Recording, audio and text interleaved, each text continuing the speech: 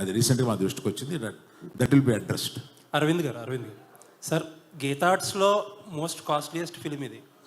చాలా ప్యాషనెట్గా తీశారు మీరు. బట్ మీకున్న ఎక్స్పీరియన్స్కి, మీకున్న కనెక్షన్స్కి ఈ సినిమాని ఎలా అయినా సరే మార్కెట్ చేసేయగలరు, అమ్మేయగలరు. బట్ ఈ సినిమా ఒక 2 నెల్లూరు సీడెడ్ తప్పితే ఎక్కడా కూడా అమ్మల. అన్ని చోట్ల మీ ఓన్ రిలీజ్. అది కూడా మీ డెసిషన్ అనే తెలిసింది. ఎందుకు అలా చేయాలని అనుకున్నారు?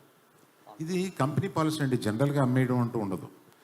1-2 చిన్న మా కంట్రోల్ లేని ఏరియాస్లో ఇస్తాము, కానీ మిగతాది ఎప్పుడు గీతా ఆర్ట్స్ మేమే ఉంచుకొని లాభం నష్టం మేమే వెనగిస్తాం. ఎందుకంటే మనం కష్టపడి చేసే మన సినిమా మీద మనకు నమ్మకం ఉండాలి ఫస్ట్.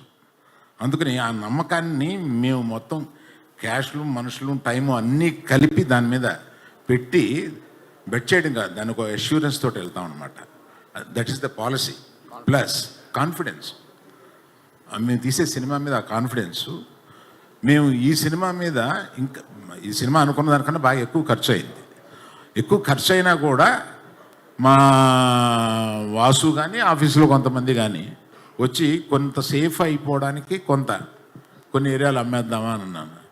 క్వశ్చన్ లేదు, నేను సినిమా చూశాను, ఏమి అమ్మటం లేదు, మనమే మొత్తం రిలీజ్ చేస్తున్నామని చెప్పాను. ఇదొకటి సరిపోయింది. All the best. చందు గారు.